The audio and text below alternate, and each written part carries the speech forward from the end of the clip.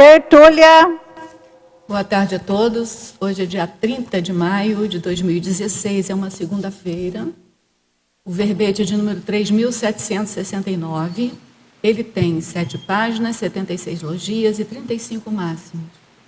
O tema, consultoria cosmoética, foi elaborado segundo a especialidade administraciologia. Quem redigiu o verbete é o veteraníssimo Adelino Denk. O Adelino Denk, ele é professor universitário, graduado em administração de empresas, especialista em engenharia de produção, mestre em economia industrial, brasileiro, natural de São Bento do Sul, Santa Catarina. Ele é tenepsista desde março de 2014, docente em Conscienciologia desde 2015. Ele é presidente da FETEP, Fundação de Ensino, Tecnologia e Pesquisa do município de São Bento do Sul, e também ele é autor dos livros Dinâmica Competitiva do Cluster Moveleiro de São Bento do Sul e Região, que foi publicado em 2002, e Panorama Socioeconômico de São Bento do Sul, que foi publicado em 2015. A consultoria cosmoética é o ato efeito da orientação tarística realizada pela Consim, equipe de profissionais ou organizações, por meio de técnicas personalizadas e ética multidimensional, visando ampliar a lucidez, a cognição, a racionalidade, a visão sistêmica, o discernimento, o desempenho, os resultados dos assistidos e das organizações, acelerando as reciclagens lúcidas e a interassistencialidade dos envolvidos. Na pensenologia, nós destacamos o holopensene pessoal da holomaturidade na consultoria, o holopensene da orientação cosmoética, o holopensene do consultor traforista, o holopensene universalista, a qualidade autopensênica refletida na TARES, o holopensene reciclante nas organizações, o holopensene grupal da interassistenciologia. Na fatologia, a policonsultoria, a orientação qualificada visando resultados evolutivos, a solução personalizada e criativa, a singularidade do consultor, o exemplarismo e a força presencial do consultor cosmoético, o sobrepairamento aos interesses pessoais nas decisões, as consultas técnicas especializadas aos mais experientes, a consultoria do líder interassistencial, o pensamento inovador na superação dos obstáculos, a simplificação dos assuntos complexos, o questionamento contínuo, o equilíbrio entre poder e assistência, a adaptação às diferentes situações, o autocontrole em situações de frustrações e falhas, a identificação de necessidade essencial do assistido, o medo e a insegurança pessoal no enfrentamento das adversidades, a consulta às fontes pessoais de pesquisa, a capacidade de suportar as pressões diante dos problemas e contestações, o controle das manifestações contrárias e reações emocionais ante a TARES. A gente chama atenção que a fatologia dele tem 27 linhas, o que constitui o máximo para o verbete. A gente só leu alguns itens e a gente vai, durante o debate, a gente contar com vocês aí para esmiuçar mais essa fatologia.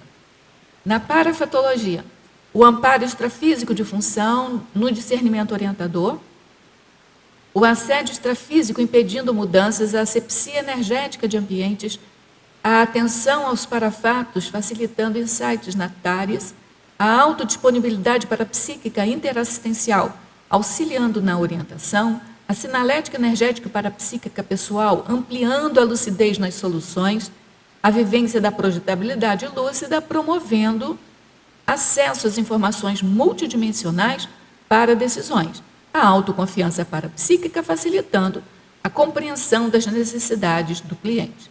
No detalhismo também nós chamamos a atenção que tem 27 máximos, o que caracteriza uma qualidade assim, especial da questão do detalhamento do verbete, que foi instituído esse padrão a partir de 11 máximos do detalhismo pelo próprio professor Valdo. Então, a gente continua chamando a atenção aqui desse padrão de qualidade. Na argumentologia, nós chamamos a atenção dos parágrafos fases. Sob a ótica da administrologia, o verbetógrafo enumerou 7 principais fases da consultoria, organizadas didaticamente na ordem funcional. A taxologia, que sob a ótica da conscienciologia, o verbetógrafo também enumera 25 estudos teáticos na qualificação consultiva, interassistencial e tarística. A terapeuticologia, na perspectiva da consciencioterapia, o verbetógrafo enumera 6 ações profiláticas qualificadoras do consultor cosmoético. E aí ele apresenta, para encerrar a sua argumentologia, o parágrafo desafio, no qual ele discursa, e ele faz um questionamento, faz uma abordagem a respeito da teática do sobrepairamento cosmoético, que é uma das ações mais importantes aí nossa. Na remissiologia, a gente destaca atitude inovadora, conduta cosmoética, gestão empresarial consciente, limite interassistencial e policonsultoria. Desenvolver a consultoria cosmoética promove a ampliação da interassistência multidimensional, potencializa as recins e autopesquisas rumo à maturidade profissional e organizacional. Você utiliza orientação profissional cosmoética visando acelerar as autorreciclagens? Enquanto empreendedor e profissional aceita consultoria cosmoética, potencializando a interassistencialidade e o desenvolvimento organizacional? Na bibliografia específica, o autor contribui com 3 fontes de referência. Vamos agora ler a mega-análise elaborada pela equipe de mega-analistas da Enciclosapiens, que é constituída por Ana Maria Rocha, Cláudio Monteiro, Marilene Raganin e Socorro Frazão. Técnica, coaching, inovação, solução, conselhos, assessoria, abertismo, orientação, retribuição, metodologia, planejamento, esclarecimento, neoabordagens, posicionamento, sustentabilidade, anticonflitividade, empreendedorismologia, é uma especialidade, empreendedorismologia, interassistencialidade, administraciologia e planejamentologia. Adelino, você como veterano já deve estar assim, já esperando, né? A pergunta clássica para a gente dar início aqui ao nosso debate. O que te levou a fazer esse título, embora a gente tenha visto aí a sua mini bio aqui, né? Tem tudo a ver aí com a sua atuação. Mas, assim, especificamente, esse tema, você pode dar uma contextualizada aqui para a gente? Muito bem. Boa tarde a todos. Primeiramente, eu gostaria de agradecer aí a professora Miriam Kunz, que fez a revisão do verbete, a equipe da Enciclosapiens. E consultoria cosmoética é porque a minha atividade profissional é consultoria, né? Eu tenho uma empresa de consultoria há 23 anos, né, atuando junto às empresas, né, e também na área do voluntariado, não conscienciológico, mas antes do conscienciológico eu já sempre participei de voluntariado em organizações como associações empresariais, a Fundação de Ensino, Tecnologia e Pesquisa também é uma função voluntária. Ah, é função voluntária? Que legal. Então, mais ou menos 30% do meu tempo é dedicado a ações voluntárias, né? E quando desenvolvi os primeiros verbetes, né, que foi atitude profissional, atitude inovadora e depois a gestão empresarial consciente, é na linha da pesquisa da administraciologia.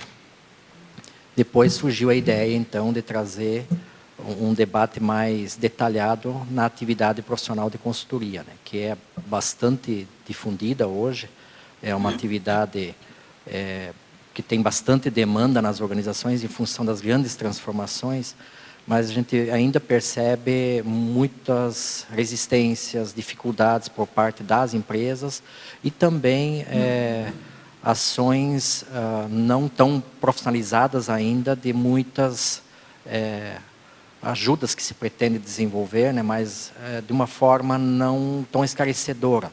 Quando vem o termo cosmoético, é no sentido de aprofundar um pouco mais isso.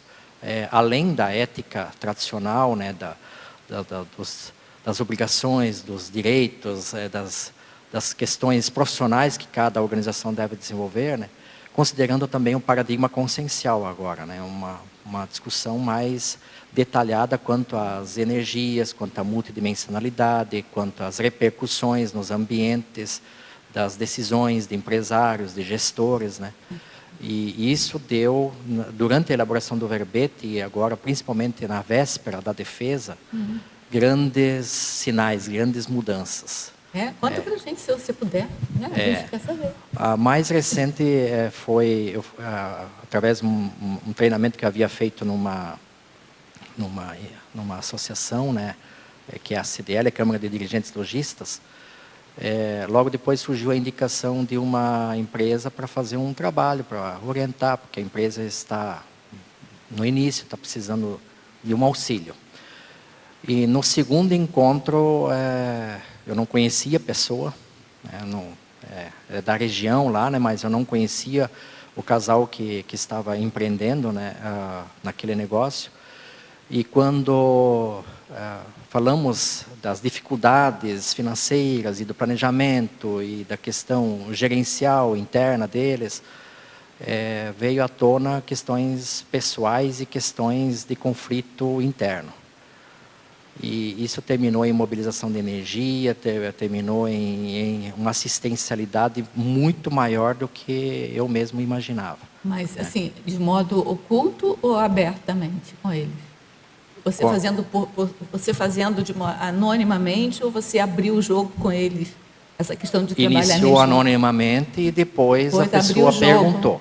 Porque a gente sempre tem que cuidar para não avançar antes da hora, né? À medida que as pessoas perguntam, têm interesse, né? Então ela queria melhorar algumas questões pessoais mesmo, né? E aí a técnica é mobilização de energia, né? E é interessante como essas demandas surgem e naturalmente, né, até em sala de aula tem surgido isso, pergunta, mas o que mais você faz? Como você faz? Né? Porque as pessoas percebem também algumas mudanças. Eu tinha uma atuação profissional e agora está mudando também, está tendo uma outra eficiência, está tendo um outro equilíbrio, né, na condução das reuniões, né? Então as pessoas percebem que alguma coisa mudou. A energia é uma coisa que não se esconde, né? É interessante isso, né? Tanto é que o meu próximo verbete é justamente discutir e debater mais essa questão do reequilíbrio, né? Porque como há muito desequilíbrio energético, muito conflito, questões energéticas mesmo, que as pessoas não percebem que estão acontecendo, né? Em função das decisões que são tomadas, dos relacionamentos, da questão familiar, principalmente em empresas familiares. Eu trabalho muito com empresas familiares, né? Então aí a questão emocional, ela se potencializa rapidamente, né?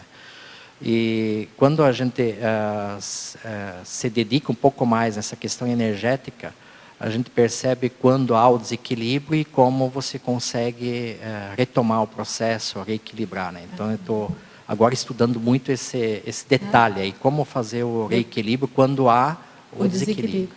Não deixa de ver o verbete que eu fiz, equilíbrio dinâmico, que é exatamente isso. Tem que haver um certo desequilíbrio para você conquistar um equilíbrio num patamar superior. O cosmos é feito assim.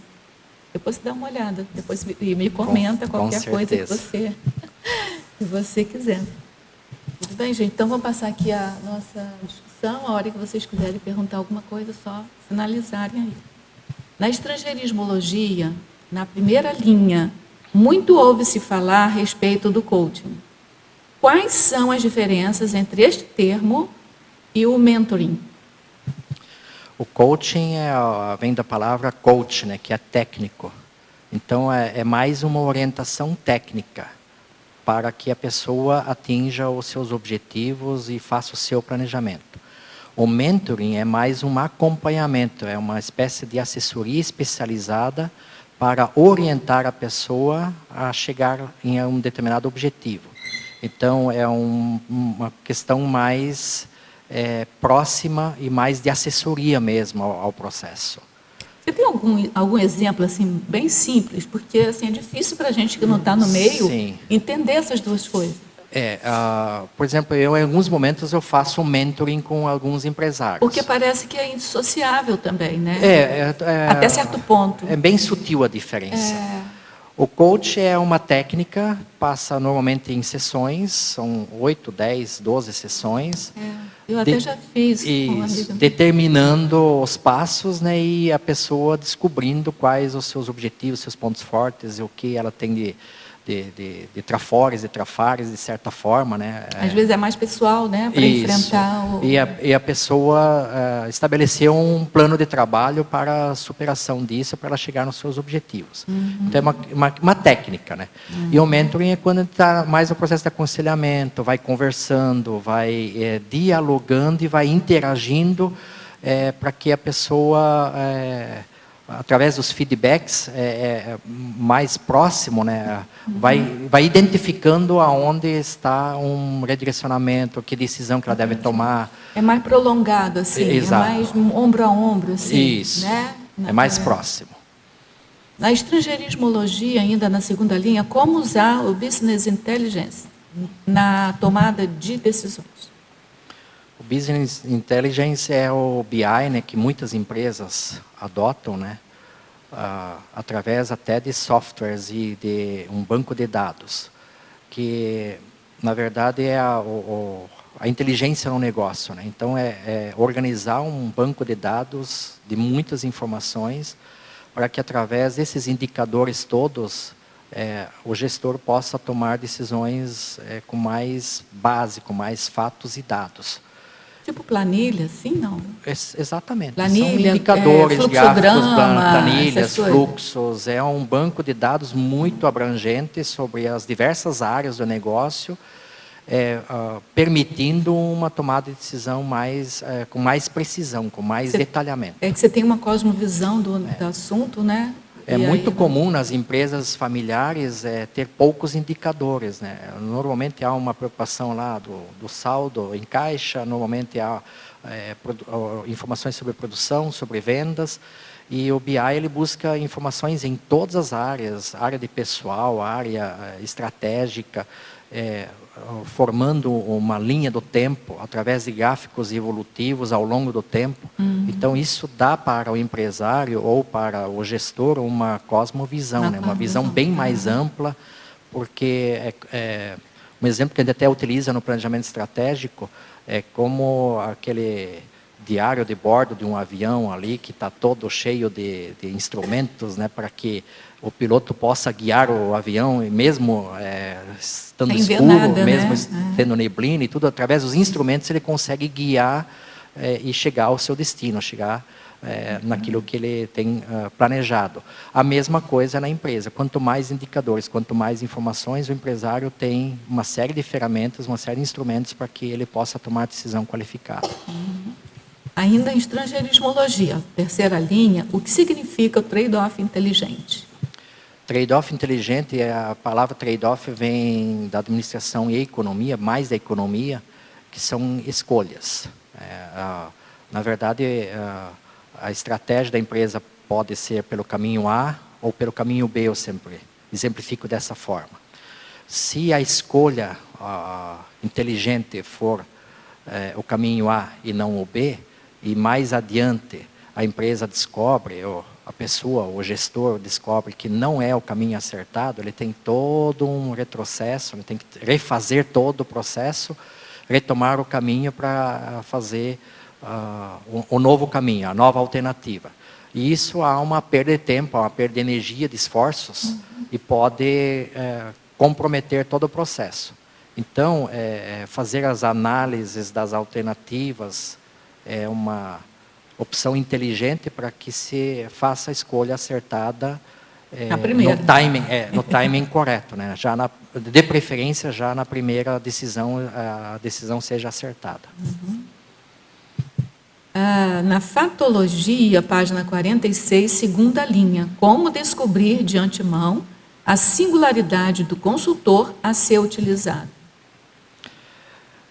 A singularidade do consultor eu incluí na fatologia, pensando que cada consultor tem a sua experiência, né? Como eu já trabalho há um bom tempo, né, nessa área, e conheço também muitos colegas e também participei de muitos treinamentos, de muitas atividades onde tinha a presença de consultores, e cada um tem uma espécie de identidade pessoal, né, uma marca registrada, tem um perfil, né? E isso é descoberto, é percebível conversando com a pessoa, né? Então, todo empresário ou toda pessoa interessada em uma atividade de consultoria ou contratação de uma consultoria deve, de antemão, conversar e procurar, através desse diálogo, identificar no que qual é a área do consultor, qual é a especialidade dele e qual é a forma, qual é a metodologia de trabalho, como ele desenvolve o trabalho. Então, nesse diálogo é possível identificar se a pessoa é mais estrategista, se é mais financeiro, se é mais comercial, se é mais da área de humanas, como que ele conduz as coisas para transformar as questões ou para fazer as mudanças necessárias, né? Porque esse processo de mudança ele é muito complexo. Existem formas e formas, né, para se corrigir as situações, ou para fazer as reuniões, ou para implementar mudanças dentro de uma organização, né? Então, essa singularidade é muito importante, porque, em alguns casos, o consultor tem um perfil que não se adapta à organização no nível que ela está, no momento que ela está. E vice-versa, né? Às vezes a empresa também não encaixa com o consultor, né? Então, há uma necessidade de uma identificação. Ainda na Fatologia, página 46, sexta e sétimas linhas. Quais são alguns dos desafios da reciclagem dos profissionais consultores? A isenção, eu acho que é uma, né? Se você sobrepairar ali, não deve ser fácil. Então, exatamente desenvolver essa questão do sobrepairamento cosmoético, né, de trabalhar entendendo as dificuldades da organização e das pessoas, né? Eu acho que é um grande desafio. E qual é a medida, né, da TARES? Qual é o esclarecimento que deve ser dado, né? Então, saber dosar isso, conduzir isso de uma forma equilibrada, é o grande desafio. Porém, talvez o mais fundamental, o mais importante é o consultor demonstrar que ele não é dono da verdade. Deixar claro que ele não sabe tudo. Demonstrar para as pessoas envolvidas naquele instante de que ele também está aprendendo, também tem necessidade de reciclagens, de fazer mudanças, de rever posições, porque há uma experiência maior, sim, em algum momento, há alguma expertise já, porém, se não tiver essa abertura de eu também estou reciclando, também estou aberto a discutir os assuntos, é muito difícil ter a mesma aceitação. A aceitação é muito maior.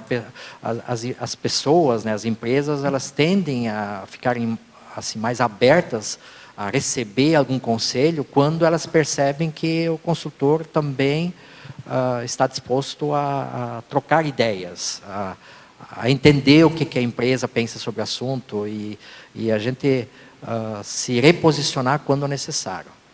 Ele sabe, tem uma experiência, mas não quer ser o sabichão, não quer ser a pessoa que sabe tudo, né? Isso acaba afastando.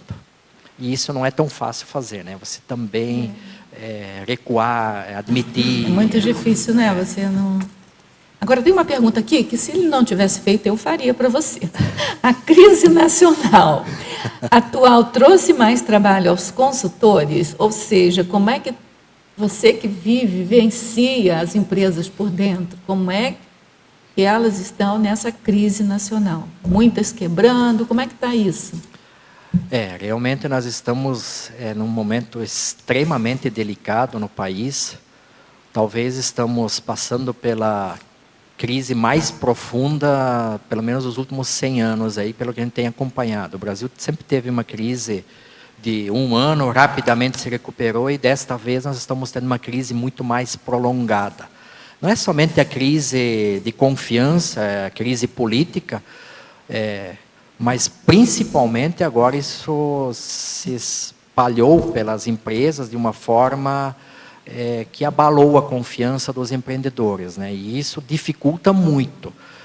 Na parte da consultoria, isso afeta, né, porque há necessidade de investimentos, e toda vez que se fala em investimentos, há necessidade de recursos, de finanças, de disponibilidade de tempo, né?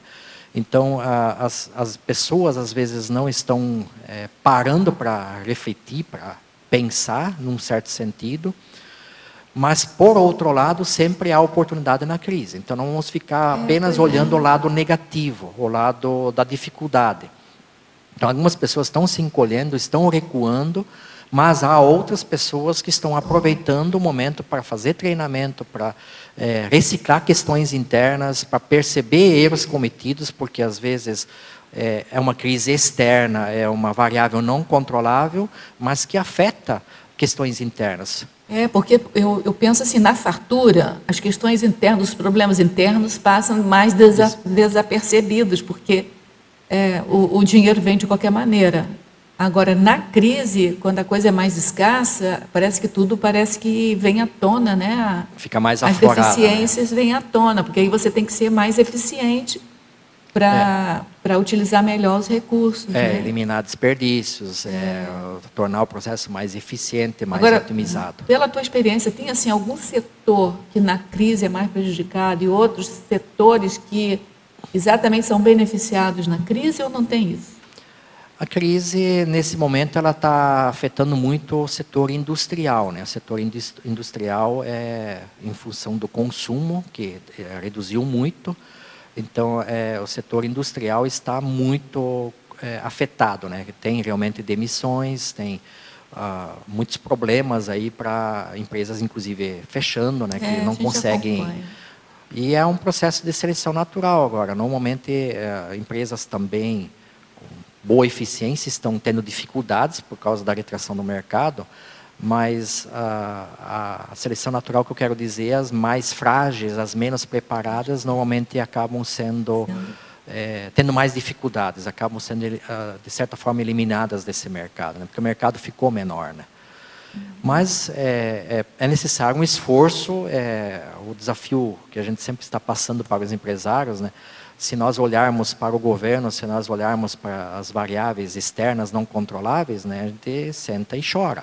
Então, é necessário reação, é necessário tomar atitudes positivas e, pelo menos, se lá na frente não deu, o empresário pode dizer, eu tentei e não deu. O que acontece muitas vezes, alguns não tentam, né, ou fazem tentativas muito pequenas, né? Então, o objetivo no processo da consultoria é justamente esse, é potencializar, é estimular, é pensar diferente. E isso eu tenho percebido nesses anos. Aí tem pelo menos um exemplo, rapidamente, de uma empresa que a gente acompanhou e que foram tomadas decisões há 2 anos atrás, alertando exatamente sobre esse cenário de crise que estava se aproximando. Porque essa crise não é agora, não né? é essa crise já está anunciada há muito tempo. Muito né? tempo. Então, quem tem olhos para ver, já viu essa crise há 3 anos atrás, pelo menos. Né? Então, é uma questão de aceitação do empresário, que redirecionou toda a estrutura comercial. Há 3 anos ele já vem fazendo isso. Exatamente. Então, agora está tendo também alguma dificuldade, mas está suportando, está passando com uma certa tranquilidade, enquanto outras que não tomaram a mesma atitude já fecharam as portas, ou estão com muita dificuldade, ou reduziram jornada, ou fizeram coisas que essa empresa ainda não está precisando fazer. Isso vem em função de toda uma ação preventiva ao longo do tempo. Muito bom, muito bom. No Estrangeirismologia, página 4, na quarta linha, poderia relacionar o know-how da gestão e assistência full-time com o tema do verbete? O know-how é o conhecimento, né? Quanto mais informação, quanto mais conhecimento, quanto mais discernimento, aí sim nós podemos fazer assistência full-time.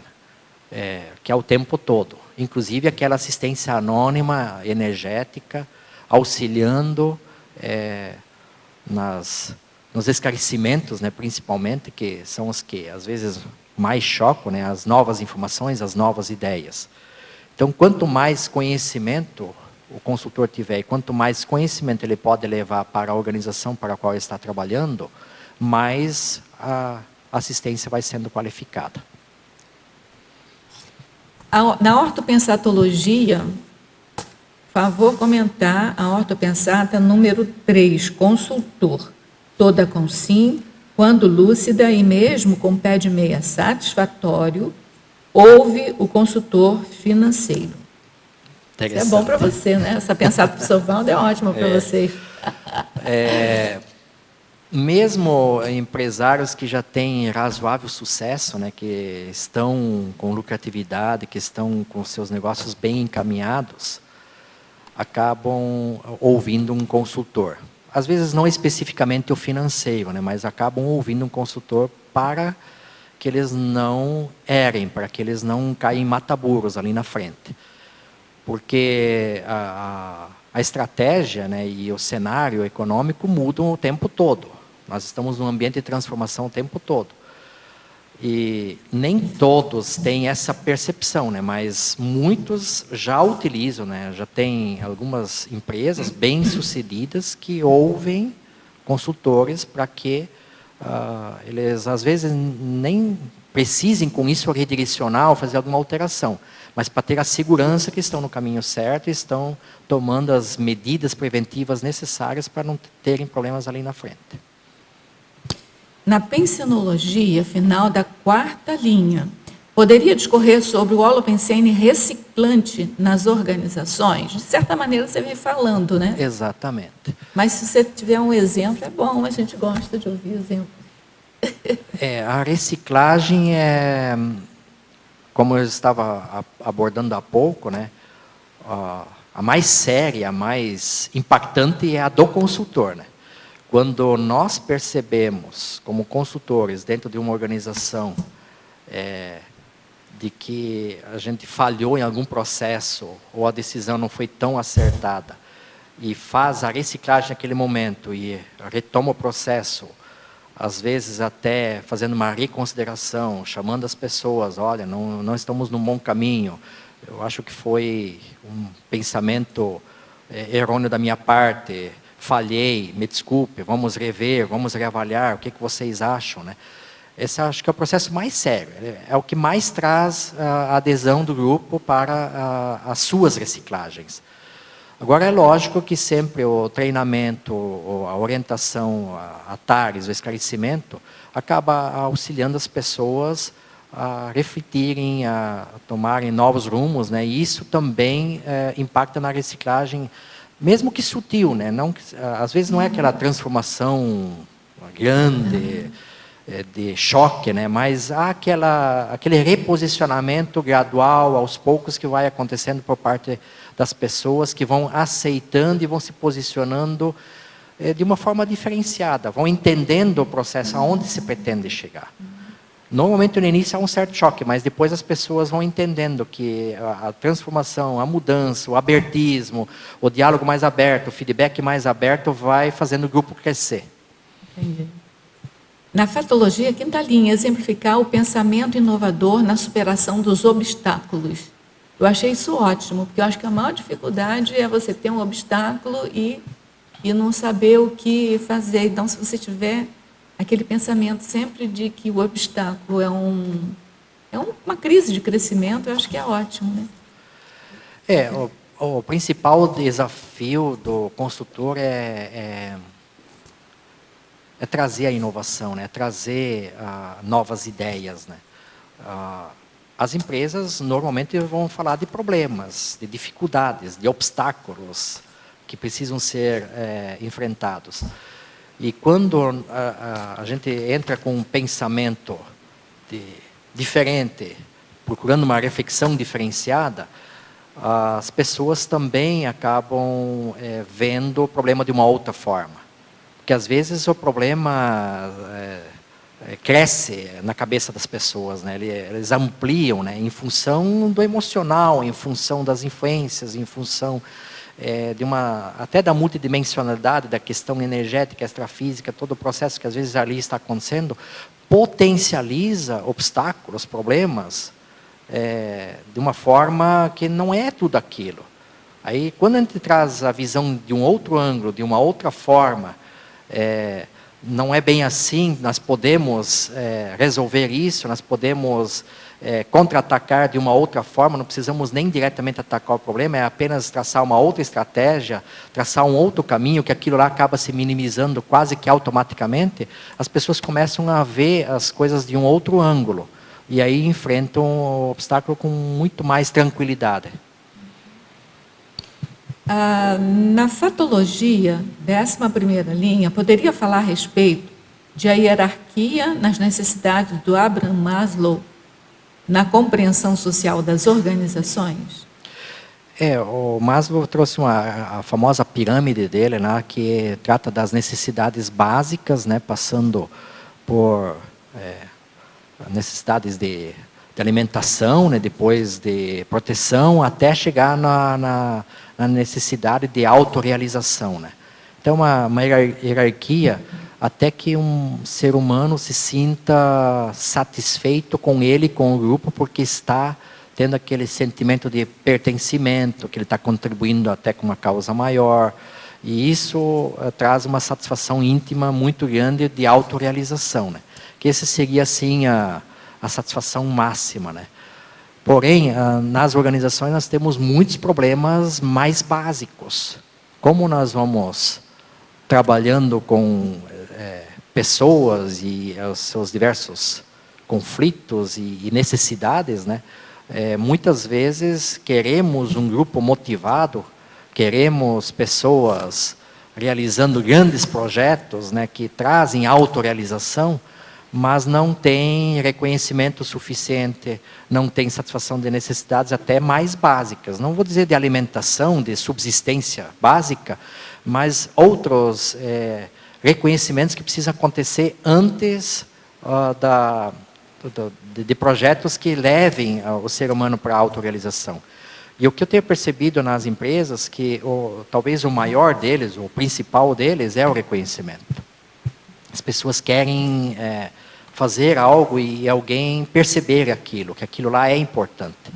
Mesmo que para a empresa ou para outras pessoas não seja tão importante, mas para a pessoa naquele instante, a superação, o desafio que foi lançado e foi alcançado, aquilo lá é importante. Então, a falta de feedback, a falta de reconhecimento, a falta de perceber que aquilo lá faz parte do processo, que é, às vezes, até uma coisa de prática diária, que é natural, mas para a pessoa foi um momento de superação. Então, esse reconhecimento, esse pertencimento, esse envolvimento vai criando uma satisfação maior, um comprometimento maior e que conduz aí um grupo a uma motivação que leva a essa autorrealização maior que o Maslow falava. Propõe, né? Quer dizer, aí os grupos se tornam... o desempenho amplia muito, quando o grupo consegue perceber isso. Adelino, parabéns pelo teu verbete. Eu queria te perguntar, antes da minha pergunta aqui da escrita, uma curiosidade. O teu cartão de visita, o cartão que tu apresenta, você coloca ali em relação à cosmoética? Como é que tu apresenta esse cartão? Não, o cartão é normal, né? Até agora nós estamos fazendo a revisão de materiais, adequação. Então, é a apresentação normal como diretor de uma empresa de consultoria, né? Para falar de cosmoética, né, algumas pessoas que começam a questionar e que sabem que eu faço ou que eu pesquiso, né, a gente aprofunda a questão. Senão, a gente fica na análise da ética, né, a palavra ética. Mas com aquele viés assim, multidimensional, sem falar do multidimensional. É o anonimato, né? Anonimato. Então, você está se falando, né? E que tal você repensar isso? Que tal você refletir um pouco mais, né? Você se acalmar, né? Talvez... algumas pessoas, tô irritado, tô nervoso, tô chateado, né? esse é o teu emocional. Aí você, através do emocional, vai chegando nas questões que às vezes não é exatamente daquilo que está acontecendo com a pessoa, mas daquilo que está acontecendo na família, que está acontecendo na organização, principalmente em sócios. Eu trabalho muito com empresas familiares, né? Agora estou com uma situação aí, de algum tempo para cá, né? Que são pessoas que têm um relacionamento familiar muito próximo, né? Então, é necessário falar de ética, falar de transparência, falar de código de conduta, falar de acordo de sócios, de regras, né, que precisam ser estabelecidas, que até então ninguém pensou nisso. É que você então, pode fazer conscienciologia sem falar dos termos. E aos pouquinhos você vai introduzindo novos princípios, novas regras, que vão organizando o ambiente e que vão organizando as pessoas. Você faz TENEPs, né? Sim. Então, só a presença de um tenepsista num ambiente desse já carrega, né? Possivelmente, não tudo, mas possivelmente uma boa parte uma boa parte você já atrai para fazer assistência. Então, eu acho que tudo isso já vai ajudando. Né? Na estrangeirismologia, as últimas duas, ele poderia falar o rapport cultural e o upgrade cognitivo evolutivo. O rapport cultural é interessante. Ao tema, né?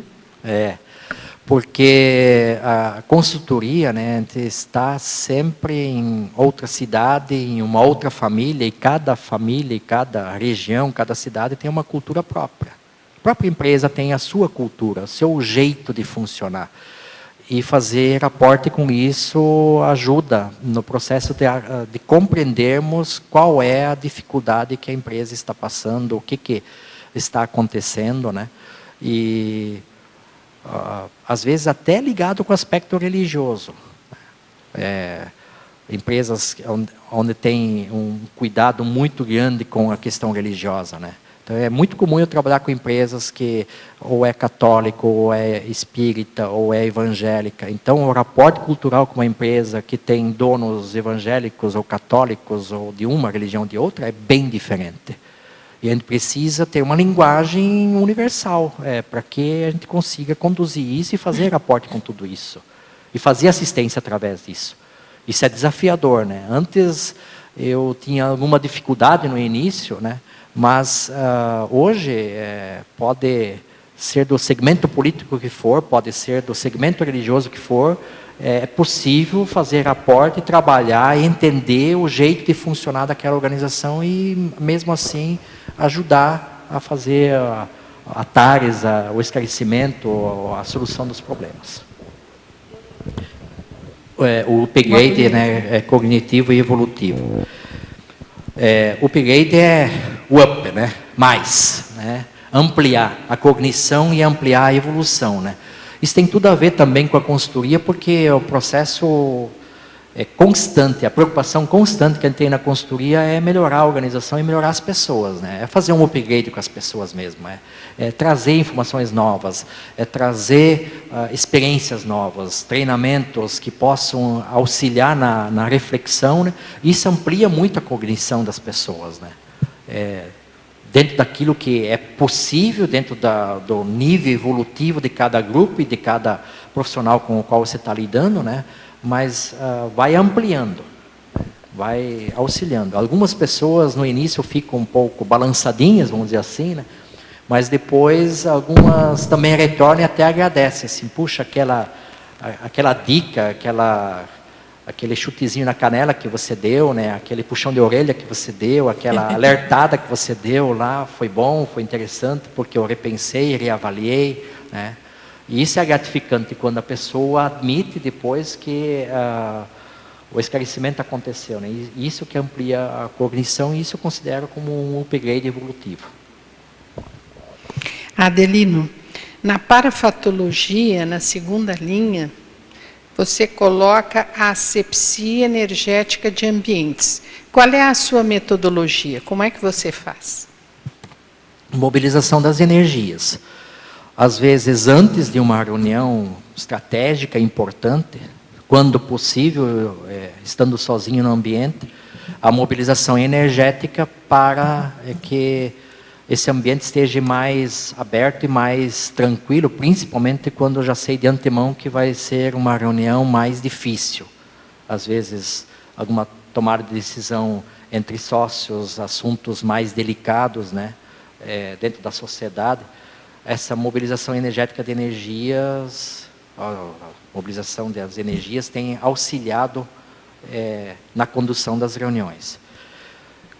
Em outros momentos é quando o processo já está acontecendo, e aí eu estou ainda engatinhando, estou me aprofundando, estou me autodesafiando, vamos dizer assim, estando lúcido, de olhos abertos, acompanhando as pessoas, né, e às vezes há um embate entre duas pessoas, e esterilizar a energia de forma lúcida, procurando amenizar aquele momento, para que as coisas se amenizem, a lucidez volte, né, as pessoas acabem não indo para aquilo que às vezes é o pior, né, que é a ofensa, que é o desequilíbrio emocional, né. Então deixar fluir, mas desenvolvendo um certo autocontrole para que o processo não descambe, não fique totalmente descontrolado. E na quinta linha, você fala também da vivência da projetabilidade lúcida, promovendo acesso às informações. Qual é a sua experiência em relação a isso? Isso é interessante. Ainda acredito que tenho pouca lucidez para rememorar as projeções da maneira como eu gostaria, mas em muitos momentos, ou algumas vezes já, aconteceu de eu estar participando de reuniões extrafísicas, são literalmente reuniões onde eu estou também como... Às vezes o pessoal até já brinca comigo, né? A tua vida é sempre estar no meio de grupos e orientando e falando e treinando, ou em sala de aula, ou nas empresas, né? Você está sempre... Se alguém liga para mim, está em reunião, né? Porque sempre estou com alguém está à minha frente, né? Então, a gente está interagindo o tempo todo. E no extrafísico, às vezes, vem alguns insights de algumas questões que precisam ser qualificadas, alguns assuntos que precisam ser dados mais importância, né? Até para o próprio verbete já vieram informações assim interessantes, qualificando as informações, qualificando as palavras, né? Do verbete capacidade reequilibradora, que está em revisão já.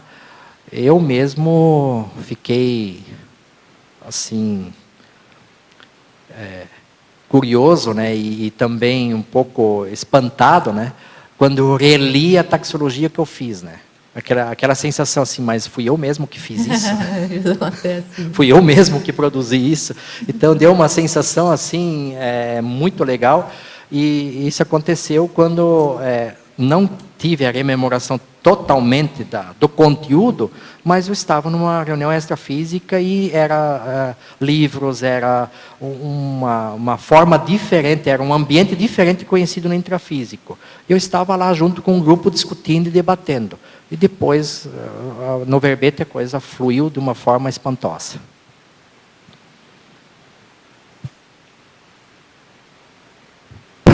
Ui! Adelina, boa tarde. Boa tarde. Parabéns. Você poderia detalhar mais na argumentologia, exemplologia, sobre o que leva a ter uma consultoria cosmoética básica e uma avançada? E quais dificuldades, quais mudanças acontecem depois disso? Muito bem, uma boa pergunta. Nem sempre a empresa ou as pessoas estão preparadas para o desenvolvimento de todo o trabalho. Para a gente não cometer o estupro evolutivo, é necessário avançar até onde é possível. Tem questões até antiéticas, e hoje eu já faço isso, quando a gente tenta fazer aí a reciclagem mínima dentro da empresa, que é a consultoria que eu qualifiquei aqui como consultoria cosmoética básica. Há momentos em que é preciso descontinuar o processo. aconteceu já uns 2 anos atrás, eu cheguei para uma determinada empresa e, com muito preparo energético antes, reuni a pessoa que iniciou, que contratou o trabalho e comentei o que havia sido feito, quais foram os contrafluxos que teve em todo o processo e que algumas mudanças estavam difíceis de acontecer em função de continuar se defendendo certas posturas que não estão alinhadas eticamente, vamos dizer assim.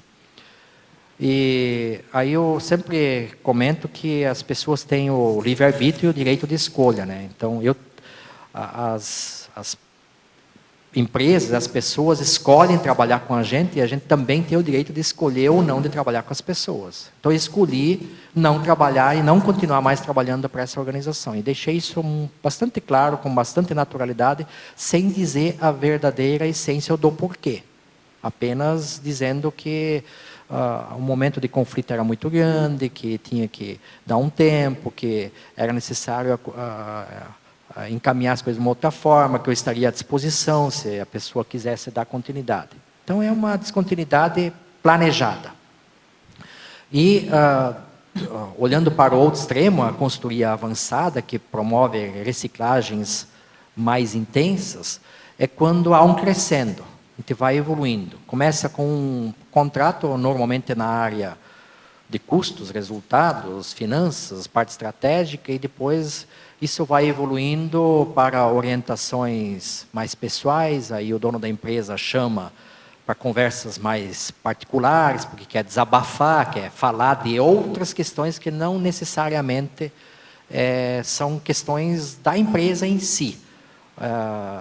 Tem ligação, porque o comportamento, o emocional, a família tem ligação com o negócio, mas ele quer entender aquilo lá melhor. Então, isso eu chamo de processo mais avançado. Aconteceu recentemente com um empresário, né, que nós marcamos, inclusive, uma reunião fora da empresa, e eu estava preparado para falar de assuntos da estratégia, das decisões que são necessárias naquele momento e o que nós precisaríamos planejar de reuniões para enfrentarmos aquelas situações que eu gostaria de conversar com ele. Mas aí a técnica deixa um minutinho para o empresário falar, né, no início, né, ele começou a falar não tendo nada a ver do que a gente está fazendo dentro da empresa. Falou da família, falou de problemas pessoais, de relacionamentos, de questões com a família, em casa, a família, parte da família trabalha na empresa, então, questões de bastidores, literalmente.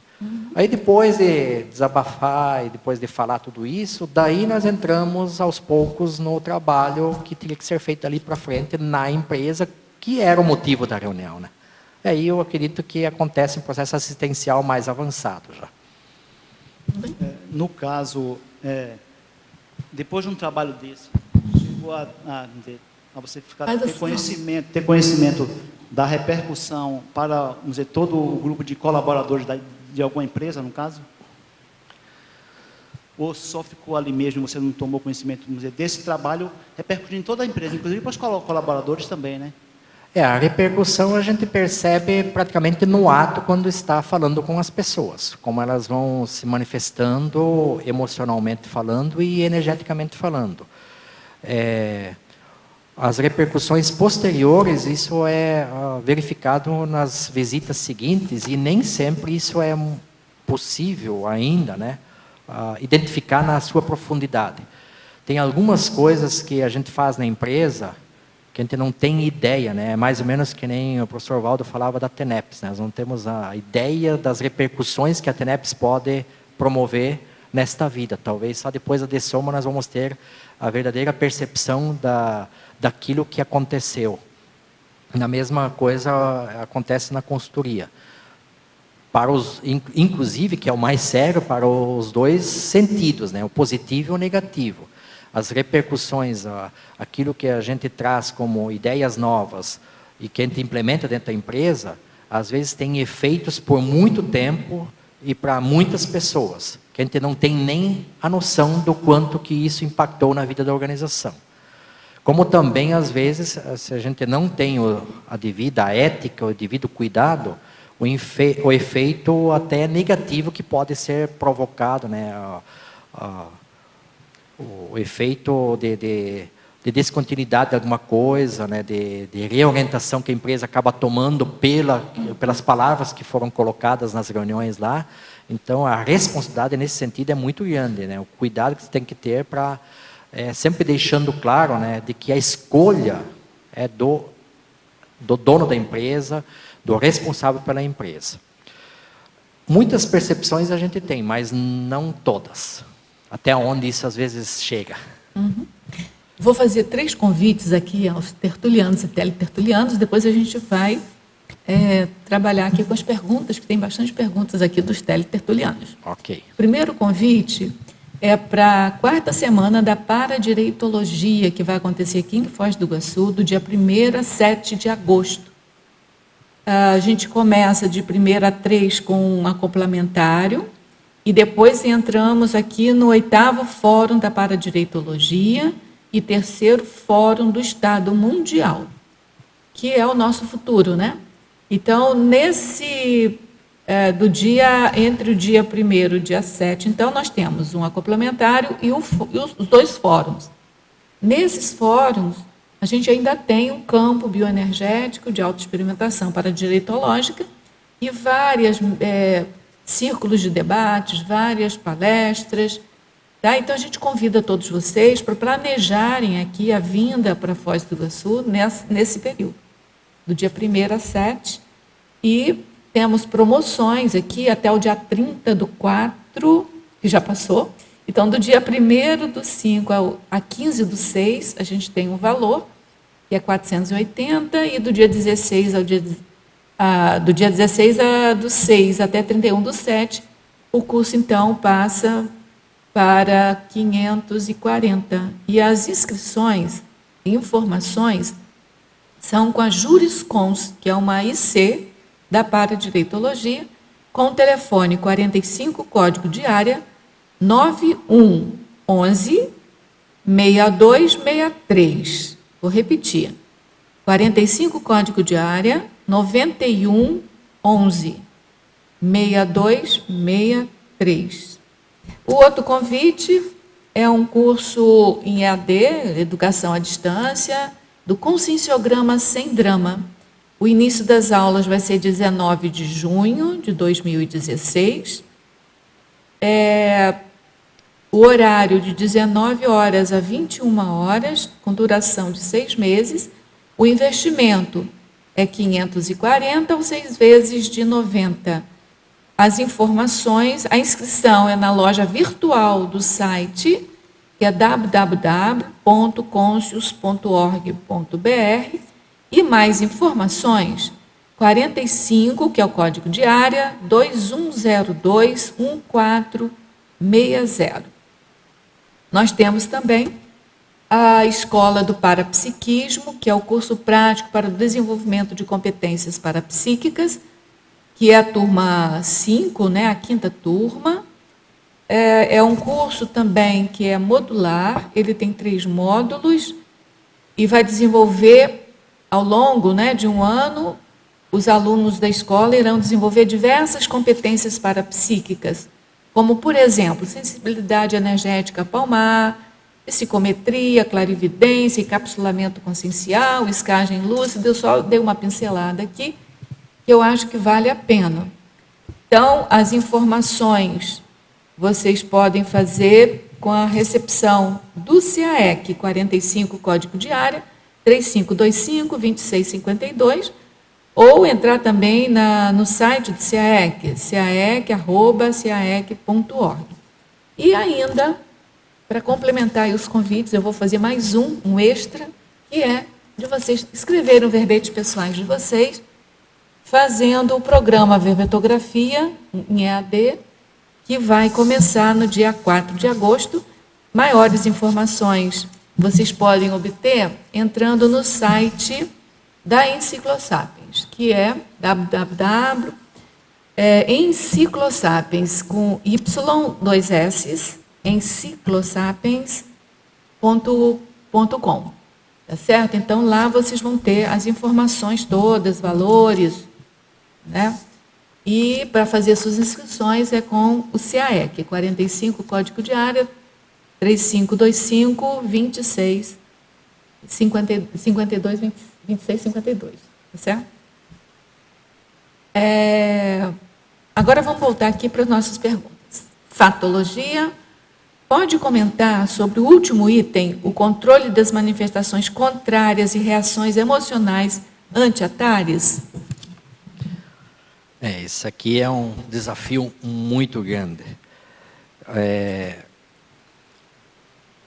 Por exemplo, esclarecer um empresário que ele não deve fazer retiradas superiores à capacidade da própria empresa. Mistura-se muito a questão financeira pessoal com a questão financeira profissional.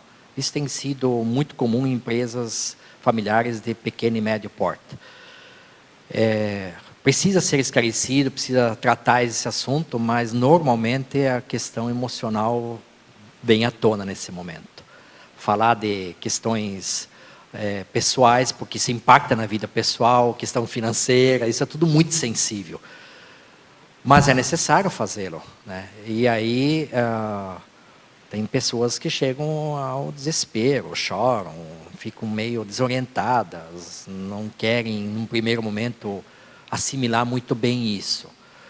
Mas, à medida que as coisas vão evoluindo, as conversas vão sendo desenvolvidas em doses homeopáticas, sempre que possível, não estou dizendo que eu acerto todas aí, que a gente sabe exatamente como deve fazer esse processo, você vai medindo, avança, recua, avançou demais, dá uma segurada para acalmar de novo, equilibrar novamente, né? Então, tem que meio que, cada caso é um caso, tem que ir meio que testando esse processo. E isso é, assim, legal em alguns momentos, porque as pessoas depois ficam mais à vontade e conseguem se posicionar e agradecem pela interferência e pela ajuda que foi dada, né? Outros ficam preocupados, continuam assim, um pouco chateadas, né? Um pouco sensibilizadas com essas orientações, mas é livre escolha. Eu tenho usado muito esse princípio do sobrepairamento cosmoético. Toda vez que eu percebo que não é para o momento da pessoa ainda, então é ela que sinaliza isso, é ela que define se podemos avançar ou não, né? Uhum. Na parafatologia, página, sexta linha, comentar sobre a atenção às parasincronicidades, favorecendo a orientação assertiva. Você já falou um pouco, mas sim, faz uma síntese. Que essa multidimensionalidade é tudo muito interligado, né? Muito, principalmente pela questão da energia, né? Então, existem momentos realmente que a gente percebe que existem algumas sincronicidades, né? Alguns assuntos que foram tratados diversas vezes, aí não foi falado com outra pessoa vem com a mesma angústia, com a mesma questão, né? Então, ficar atento a essas pequenas pistas ajuda muito para que a gente perceba quando é o momento de fazer a orientação e fazê-la de maneira mais assertiva. É comum falar com sócios ou com gestores de forma isolada e identificar alguns pontos que são sincrônicos entre eles. Vem pistas. E depois, quando a gente junta o grupo para alinhar, para definir algumas questões, fica mais fácil. A gente já identificou que existem algumas questões que não foram conversadas entre eles, mas que a gente identificou.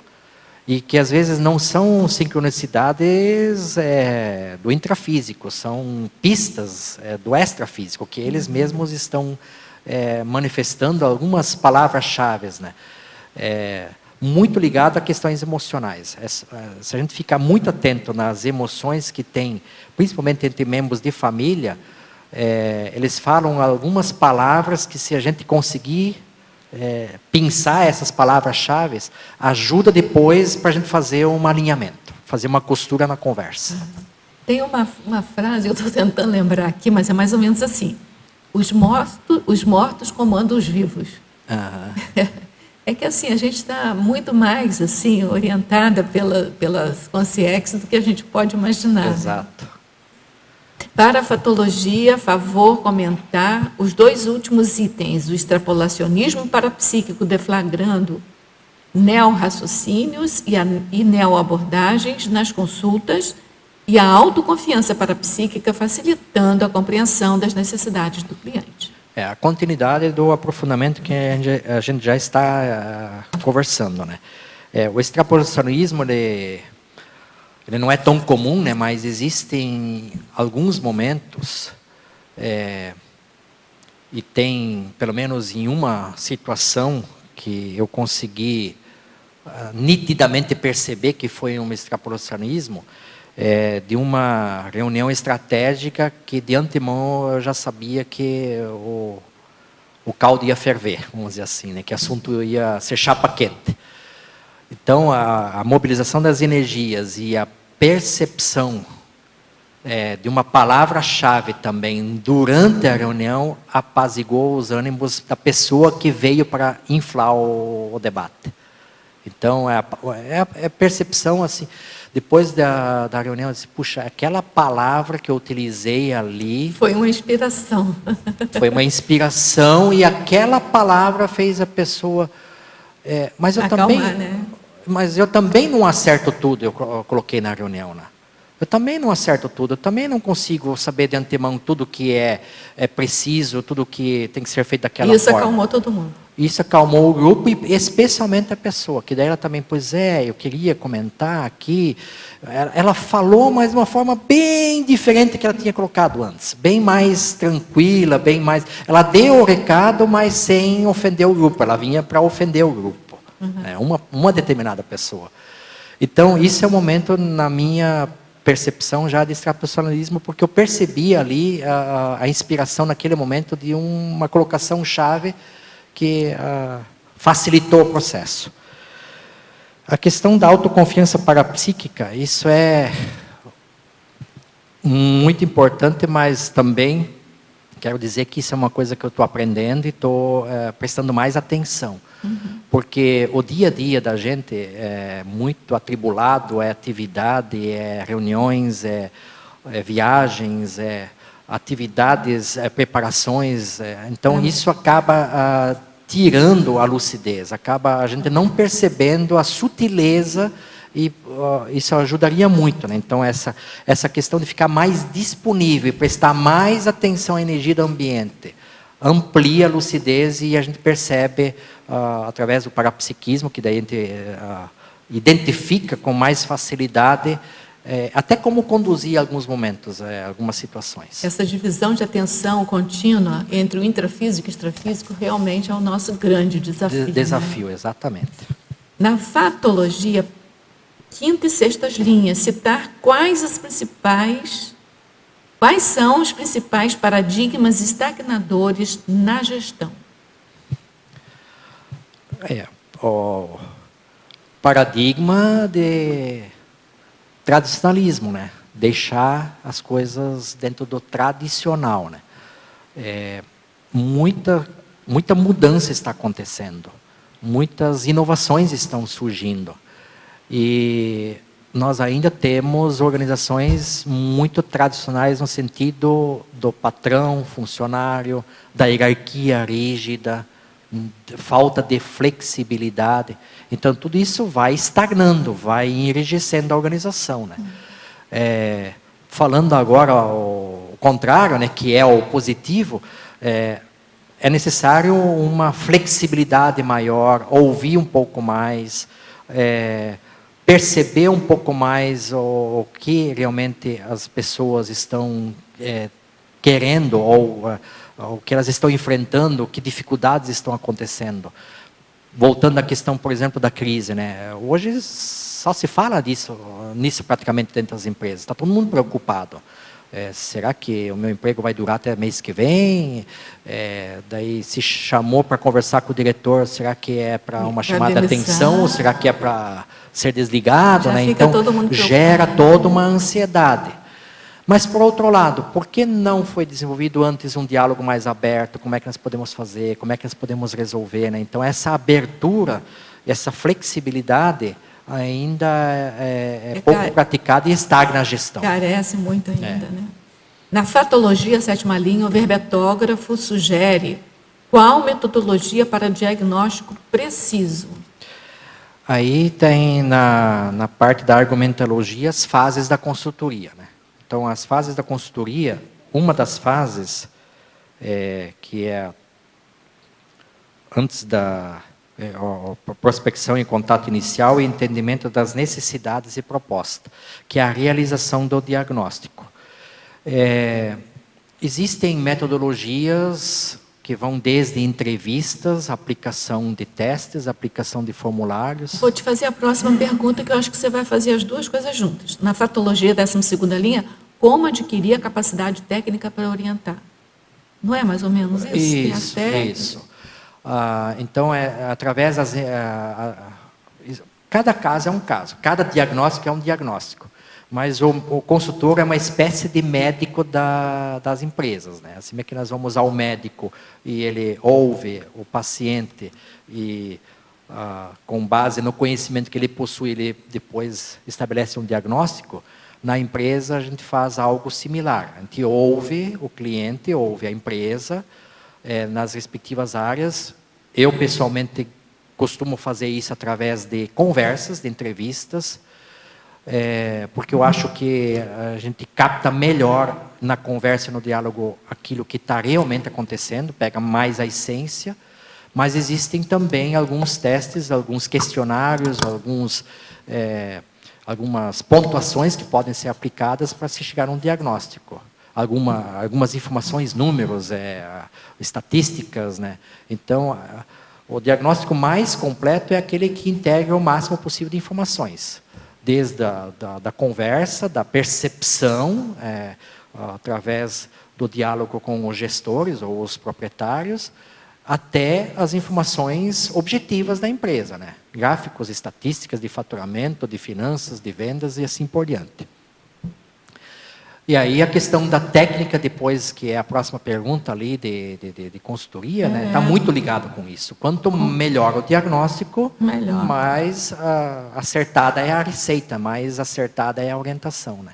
Eu não sei se aqui ele pede como adquirir capacidade técnica para orientar, se ele quer, como é que faz esse curso para isso, ou se hoje pode ser também nessa linha que ele está pensando, né? Existem cursos de formação de consultores, onde se ensina técnicas de consultoria, desde o diagnóstico até contrato de trabalho, realização, o desenvolvimento do trabalho em si, que mais uma vez remete às fases da consultoria, que é elencado na argumentologia. Na codigologia, página 47, 2ª linha. Por favor, exemplificar o código de identidade cultural. Está ligado àquilo que eu falei do raporte cultural lá também, está muito similar. A identidade cultural é compreender a cultura da organização, em que contexto ela está inserida, em que aspecto que ela está inserida. Quando eu consigo identificar mais claramente o código cultural, a identidade cultural que a organização possui, ou mesmo a cidade, às vezes uma cidade também tem uma certa identidade cultural, é mais assertivo o processo da consultoria. Tá esquentando. É breve, tá? Que bom. Muita assistência. Isso. Na fatologia, não, aí a gente já falou. Na efeitologia, página 47, 3ª e 4ª linhas, exemplificar o efeito do holopensene nos ambientes, no comportamento comunicativo das consciências. Muito interessante. Isso aqui, inclusive, na viagem, eu escutei um verbete, estava ouvindo o verbete na viagem, intercomunicação sincera, da professora Malu Balona. E até, como já passou no momento, né, mas ele deveria estar na remessologia, esse verbete. Muito interessante. Tem esse problema de vez em quando. Muito interessante, porque a questão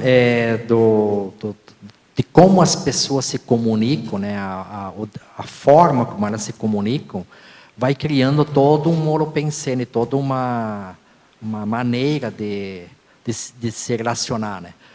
E é interessante como algumas empresas se fala mais alto, se usa jargões e palavrões, outras empresas se fala pouco, se fala bem menos.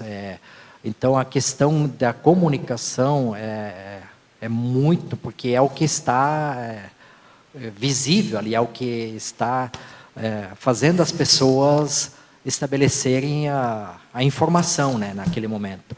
E a forma de fazer isso, de modular a própria voz, de descontrair, de dosar as coisas, faz com que tenha ambiente mais propício ou menos propício, por exemplo, para fazer reuniões, tomar decisões, principalmente em momentos mais estratégicos ou mais críticos. Na estrangeirismologia, página 3ª, na 3ª linha, de baixo para cima, a favor comentar o check-up organizacional, se possível, com exemplos. O check-up está também ligado ao diagnóstico que eu estava falando há pouco, né? Mas existem questionários específicos que podem ser aplicados para identificar como que está o check-up da organização, alguns indicadores da saúde financeira, da capacidade produtiva, da organização mercadológica e assim por diante, que são os dados objetivos, e aí fazendo um levantamento de todos esses indicadores, é possível saber em que momento que a empresa está, qual é a estabilidade que ela tem financeiramente falando, qual é a robustez da gestão dela, para identificar os pontos fortes e fracos da organização, né? Então é um verdadeiro check-up. Como também tem um outro check-up mais sutil, que daí normalmente entra aí o processo de coaching, processo de mentoring, e muito ligado à questão da gestão de pessoas, que é a questão do comportamento humano. Aí a questão um pouco mais delicada e mais séria, porque vai identificar como que está o clima organizacional. Isso é uma outra forma de check-up, de identificação. Então, para fazer check-up, tem muitas metodologias, né? Desde a área das humanas até as áreas mais técnicas para identificar o status da organização. Na pensenologia, 2ª linha de cima para baixo, expandir sobre o holopensene universalista. Essas perguntas aqui vêm da Alemanha para você, mesmo você já tendo falado alguma coisa, a gente vai pedir para você fazer uma síntese, tá? A questão da consultoria remete muito ao pensamento mais universalista, porque, como eu já comentava antes, né, precisamos trabalhar com todas as formas de pensamento, né, nas diversas organizações. No aspecto religioso, como eu abordava, no aspecto político, no aspecto de crenças e valores e assim por diante. Trazer a questão do pensamento do holopensene mais universalista ajuda uma fala mais imparcial, ajuda a conduzir o processo de consultoria. Em nenhum momento é possível, né, e a gente se esforça muito, nem sempre, talvez isso seja possível, evitar de ser dogmático ou de defender determinada linha de pensamento. Então, tem que ter abertura. Né? Então, eu pensei em uma outra pergunta de uma outra tertuliana que eu acho que tem a ver com essa pergunta, com essa resposta que você deu, que ela pergunta assim, olá, caro professor Adelino, pode-se dar consultoria para uma empresa anticosmoética? Tipo fábricas de armas, como infiltrado cosmoético para fazer assistência?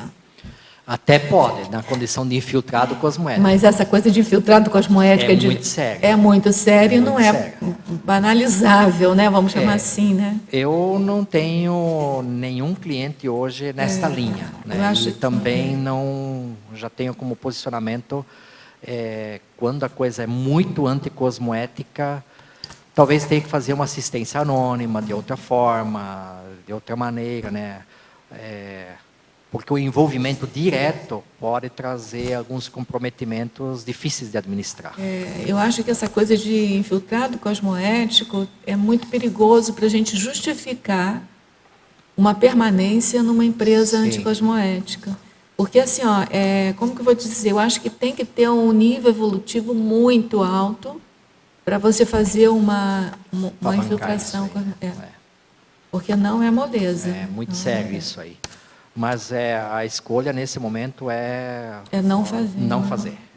A economia, vamos dizer assim, tradicional, quem produz, quem tem comércio. Tem muito quem trabalho, tem prestador né? de serviço. Tem muita gente aí com muitas carências, muitas empresas necessitando de ajuda e muita coisa pode ser feita. Na fatologia, 10ª linha de cima para baixo, aprofundar e trazer exemplos sobre as atitudes inovadoras nas reciclagens das organizações. Você já falou, mas Sim. fazer uma síntese. A inovação ela é muito importante porque através das inovações é que nós podemos redirecionar as ações nas empresas, né? Pensar de uma forma diferente, quebrar paradigmas, né? Sair do tradicional, né? Hoje tem até cursos especializados na área de inovação, né? O processo de inovação não é apenas o da invenção totalmente inédito. Isso é uma questão, um tabu que a gente precisa quebrar também, né? Se fala em inovação, as pessoas ainda pensam em um novo produto, uma nova coisa, uma invenção, né? Também é inovação, né?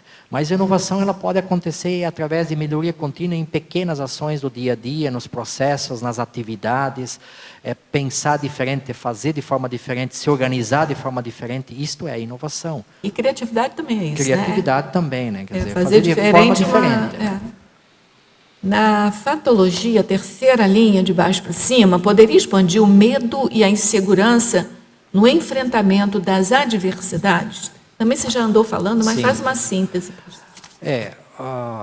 Sempre que nós estamos diante de adversidades, de posições contrárias, é comum a gente ficar um pouco inseguro, né? Como é que eu vou me posicionar? Como é que eu vou resolver a questão, né? E o que a gente tem que fazer, o que eu tenho buscado fazer é o enfrentamento. Mesmo que, como a gente diz na gíria, dá o friozinho na barriga, né? A coisa está tremendo na hora, mas enfrentar, perder o medo e naquela questão de avança e recua. Então, a minha forma de testar está sendo essa, avança. Se está tudo fluindo, vamos continuar. Se não, recua, segura, contorna, deixa para um outro momento. Na tecnologia, página 47, 2ª linha, poderia esclarecer a policonsultoria enquanto técnica de crescimento consciencial? A policonsultoria é uma consultoria mais ampla e de matérias especializadas. Tem inclusive um verbete, né, na enciclopédia, policonsultoria, para a pessoa se aprofundar. Matérias mais especializadas. É essa policonsultoria que gera uma cosmovisão maior, porque daí são assuntos bem mais estratégicos, mais críticos, em diversos assuntos diferentes, para dar uma visão mais sistêmica, mais abrangente. Isso exige um desenvolvimento maior dessa visão sistêmica, né? De uma visão mais abrangente. Na voluntariologia, página 47, 1ª linha, como podemos identificar se estamos de fato no voluntariado conscienciológico certo, no lugar certo, na hora certa, junto às pessoas certas? E caso não estamos, como podemos encontrar? É só olhar em volta e perceber se tem necessidade de assistência para fazer. Se tem assistência para fazer. É só prestar atenção se há necessidade. As pessoas, através das energias, elas estão demonstrando carências, dificuldades, ou nas primeiras palavras. É só iniciar o diálogo com uma pessoa, a gente logo percebe se ela tem alguma curiosidade, alguma dificuldade. E aí a oportunidade de assistência é a todo instante, é a todo momento com quem você está interagindo. Então, essa frase também me chama muita atenção, né? Mas quando que é esse momento certo? Como é que eu faço isso? Aonde eu estiver, com quem eu estiver, eu posso estar fazendo isso. Eu lembrei agora de uma vez que eu estava assim, muito agitada, porque eu estava no setor aqui, do financeiro, e eu não estava querendo continuar naquele setor, que era no CAE, que era muito trabalho. Enfim, aí eu fui, desci, na época o professor Valdo ainda ficava muito lá no Lociclo, né? E fui falar com ele, né? Falei assim, reclamar da vida. Aí ele levantou e me explicou o que era o trinômio motivação, trabalho e lazer. Que era você fazer com satisfação aquilo que era necessário fazer. Então, eu me lembrei agora, né? Você está no lugar certo, na hora certa. Não é necessariamente você estar fazendo aquilo que você gosta, você está sentindo, fazendo aquilo um lazer, com bom humor, aquilo que é necessário fazer. E aí eu fiquei mais um tempo lá, satisfeita, lá no final. Só complementando um exemplo rapidinho nessa linha ainda, é o professor na sala de aula, né? Tem um monte de conflito, uma série de questões. É o momento certo, o lugar certo? É só prestar atenção nas demandas que tem naquele momento lá e procurar da melhor forma possível fazer assistência, mesmo que anônimo. Na sindromologia, página 47, segunda linha, comentar a supressão da síndrome da banalização do diagnóstico. Isso acontece em algumas organizações, né? Se faz o diagnóstico, se aponta de alguma forma a dificuldade, o problema, ou seja, se coloca o dedinho na ferida, né? E a empresa ou a pessoa, normalmente é a pessoa, vocês são mais sócios, um deles, às vezes se é um proprietário só, o proprietário banaliza. Não, mas não é bem assim, acho que não é tudo isso, não é muito isso, mas acontece. Tem pessoas que banalizam o diagnóstico. E na taxologia, página 50, ampliar o item 25, voliciologia, que é a resiliência autoconsciente e a vontade inquebrantável. Vontade, né? Ter vontade de fazer, né?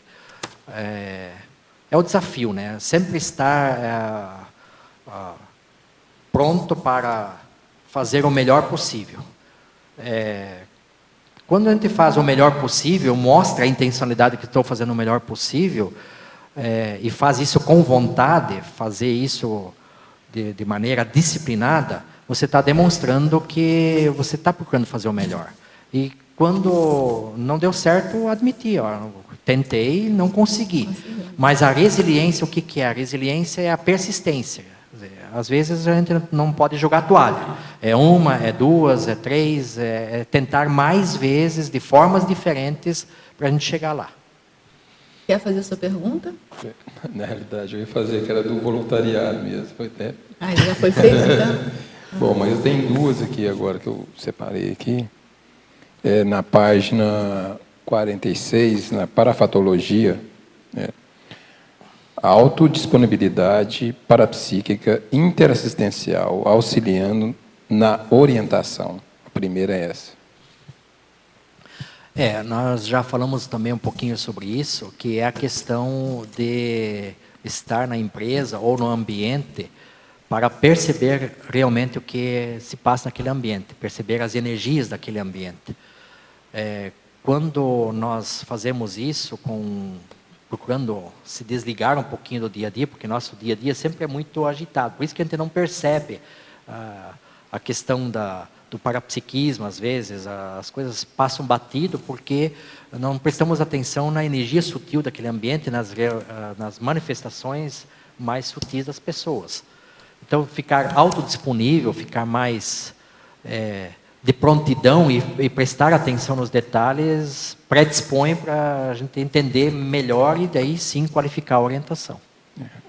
Aí facilita a assistência, né? Assistir, né? Então tá. Agora, logo abaixo aí, na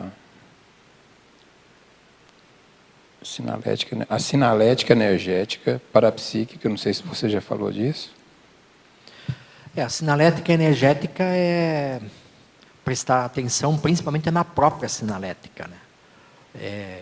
Se há uma repercussão e é o momento de um banho energético, por exemplo, confirmatório de que é aquela linha que deve se continuar seguindo, aquele pensamento, aquela abordagem está correta, né? Então, às vezes, a gente percebe isso, né? Dá aquela repercussão, né? Por aqui, olha para o ambiente, olha para as pessoas, está todo mundo ligado, está todo mundo mais ativo, então a gente dá continuidade ao processo, ou, às vezes, de forma contrária, há também sinalizações, não, aborta, segura, não é esse o caminho.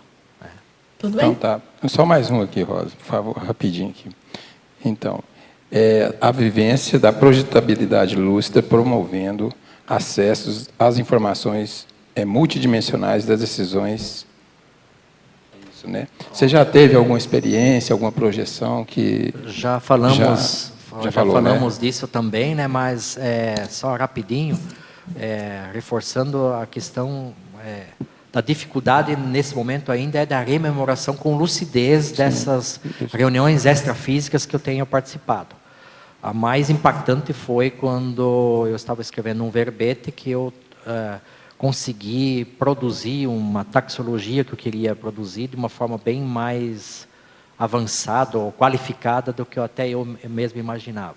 Não sei exatamente como, mas era um ambiente diferente, com umas questões mais tecnológicas de acesso a informações que permitiram uma lucidez naquele momento, depois daquele dia, daquela noite, melhor dizendo, né?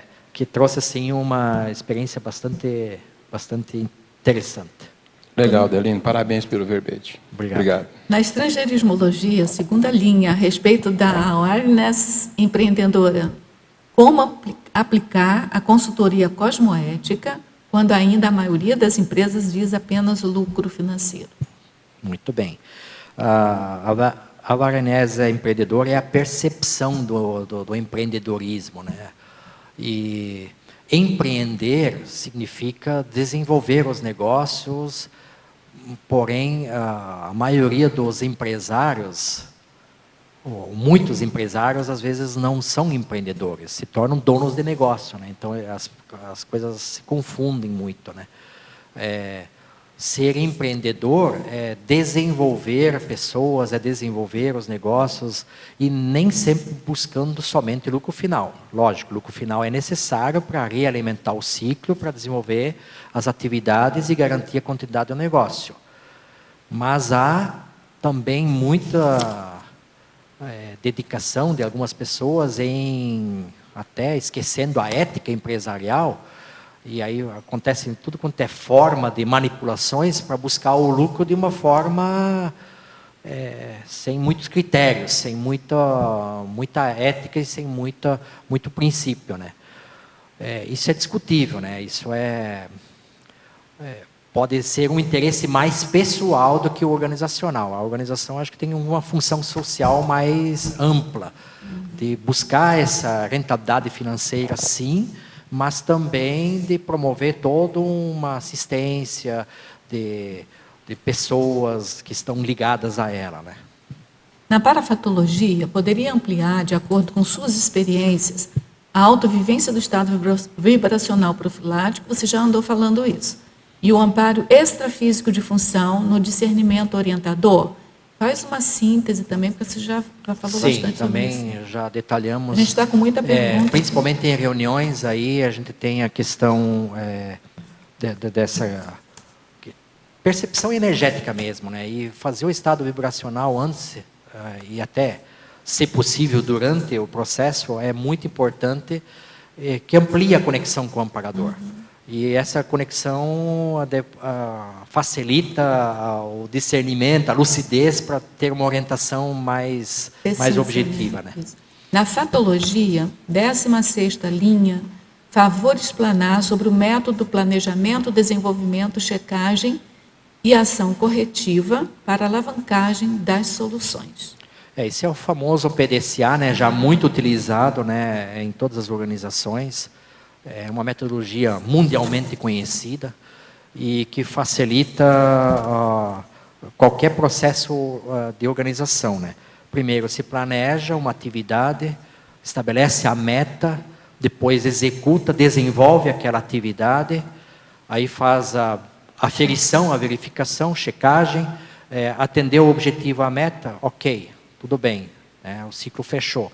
Não atendeu a meta, volta para replanejar, para desenvolver ações, novas ações coletivas, preventivas, replanejando, e assim o ciclo é contínuo. Dois teletertulianos que fizeram a mesma pergunta. Na quarta linha, de baixo para cima, na parafatologia, poderia abordar sobre a atenção às parassincronicidades? E a outra tertuliana falar sobre a técnica para ficar atento às parassincronicidades, que é uma coisa só. Ok. Tá? A parassincronicidade exige essa autodisponibilidade parapsíquica, né? Quanto mais atentos estamos às energias do ambiente e das pessoas, mais a gente percebe questões sutis e que podem ser parassincronicidades, vindo às vezes palavras-chave ou coincidências, né? Na verdade coincidências não existem, mas as pessoas entendem como tal, né? Quando a gente fala de sincronicidade, as pessoas não entendem muito bem o que é, mas fala de coincidência, isso aqui coincidiu com aquilo lá, e aí isso pode auxiliar nessa orientação mais assertiva, principalmente quando a gente está em grupos. Uma pergunta aqui, da fatologia, 11ª linha de baixo para cima. Pode ampliar a simplificação dos assuntos complexos dentro do tema do verbete? E um outro tertuliano, ele pede para você falar sobre o paradoxo da simplificação da complexidade, que praticamente é a mesma ideia. Os assuntos organizacionais, eles são complexos, porque são muitos conhecimentos de diversas áreas. Mas o que nós precisamos fazer, e essa é talvez uma das principais missões do consultor, é simplificar essa complexidade, estratificar os assuntos, classificar esses assuntos da forma mais objetiva possível, para que as pessoas consigam compreender, né? Muitas vezes as organizações se perdem porque elas estão num emaranhado de coisas lá que elas não conseguem enxergar muito bem o que precisa ser feito. Aí quando a gente simplifica isso e organiza e ordena, né, que não é muito o processo mental de alguns empresários, né, eles são mais empreendedores, mais ativos, mais né? ativos, Sim, na produção, na cara e né? na coragem, né? Então, ordenar o processo ajuda muito a reflexão e ao posicionamento de qual é a sequência das coisas, né? Porque o empresário gosta de queimar a etapa, ele já vai lá por finalmente. Na interaciologia, página 47, quais as características você observou no desenvolvimento da sua profissão como consultor em relação à interação dupla líder-liderado? O desenvolvimento da liderança sempre é um desafio, né? De alguma forma, o consultor é um líder, porque ele está sempre se posicionando diante de grupos e trazendo novas informações e inovações. Mas também eu já passei por organizações antes de ser consultor, onde eu fui líder e também fui liderado. Então, eu passei pelo menos 10 anos numa empresa familiar, uma experiência iniciando desde auxiliar de escritório até chegar ao cargo, à função de gerência. Então, essa vivência dentro de uma empresa familiar, passando por diversas funções como liderado e também em diversas funções como líder, foi uma preparação muito boa e muito interessante para a atividade de consultoria. Na parafatologia, segunda linha, poderia explicar o assédio extrafísico impedindo mudanças? Você também já andou falando, mas a gente queria uma síntese. Assim como tem o amparo de função, existe o assédio de função, existe o assédio junto às pessoas, né, aos ambientes. E estar atento a isso, fazendo a autodefesa energética sempre que possível, auxilia na condução do processo de consultoria. E, às vezes, a gente percebe que há realmente um travão, há uma dificuldade, porque há um assédio extrafísico mais intenso e que é mais persistente. Aí o trabalho é mais forte também, que precisa ser desempenhado, né? Também ele pergunta sobre a polinomiologia, página 48, final da 5ª linha. Favor detalhar o polinômio fatuística, parafatuística, casuística e paracasuística. Esse acho que resume muito bem o que nós estamos debatendo aqui, que é assim, ficar atento, como é interessante, né, a linha comum, né, do verbete foi trazendo para essa questão da energia e a percepção sutil da energia dos ambientes, na questão do parapsiquismo, né? Então, ficar atento não só aos fatos, né, mas atento a todos os parafatos e sincronicidades que vão acontecendo nos ambientes. Tem 2 paradoxos aqui que eu acho bem interessante, que o teletertuliano pergunta. Na página 48, primeira linha, explicitar a conduta paradoxal de esperar resultados diferentes, agindo sempre da mesma maneira. Também já falamos de outra forma dele, quebrar paradigmas, né? Se a gente sempre faz a mesma coisa, vai ter o mesmo resultado. Se quiser resultados diferentes, tente, invente e faça diferente. Outro item da paradoxologia, página 48, final da 3ª linha. Exemplificar o paradoxo da omissão superavitária quando a melhor ajuda é não ajudar. Tem algum exemplo sobre isso? Tem. Às vezes a gente percebe o conflito que existe, principalmente entre sócios familiares, né? Você sabe o problema, né, a questão de um e a questão de outro, e tem determinados momentos que é melhor o silêncio. Ficar no silêncio, não ajudar, fazer todo um trabalho de esclarecimento ainda, para depois, lá mais adiante, a pessoa talvez até saiba, e às vezes nem precisa mais ficar sabendo o que gerou aquilo, qual foi o problema, qual foi a desconfiança que havia entre membros familiares. Então, isso é muito desafiador, saber o momento de ficar quieto.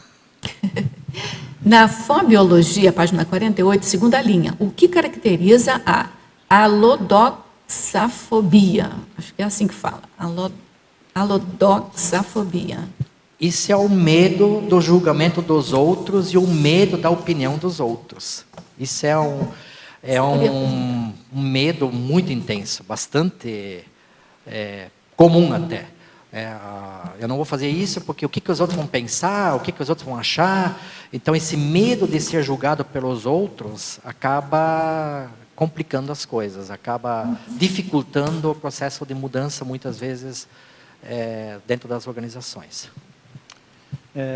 Só para aprofundar mais um pouquinho, da 8ª para a 7ª linha, a evitação da manipulação anticosmoética.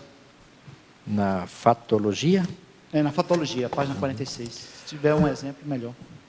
A manipulação, tem pessoas, né, que são, por natureza, manipuladoras para os seus interesses pessoais.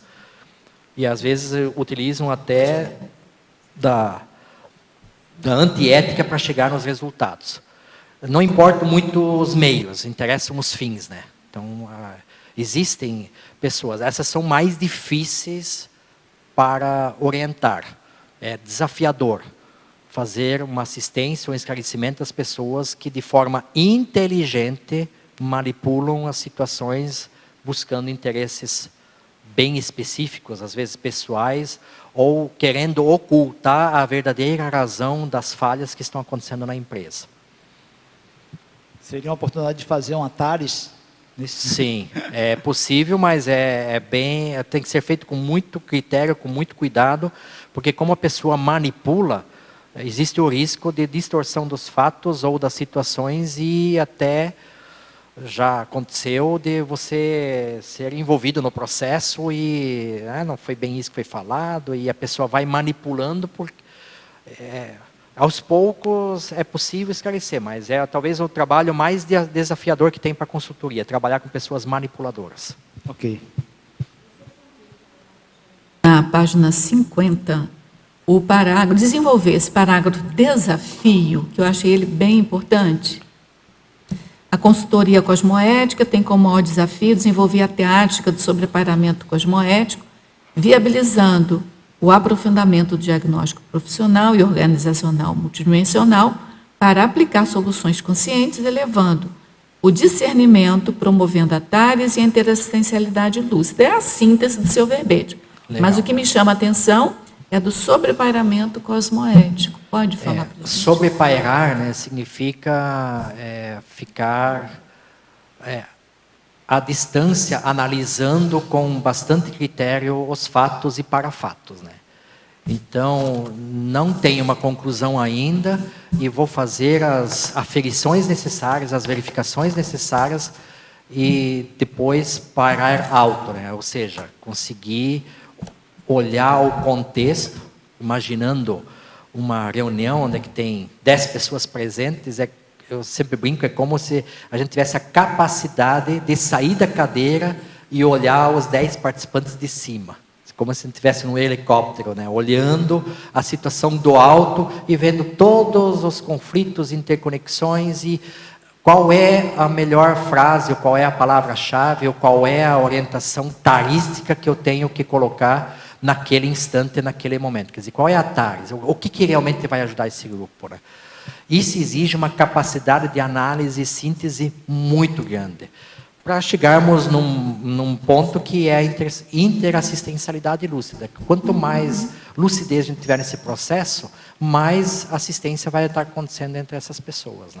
Adelino, olha só, ficou gente com o microfone para te perguntar e a gente não tem mais tempo. Então, isso significa que você precisa de continuar fazendo verbetes nessa certeza. área. E aí, né, a gente aí tem mais espaço para tirar todas as outras dúvidas ou não dúvidas ou só discussões, tá bom? A gente agradece, parabeniza você pela defesa brilhante aí do verbete.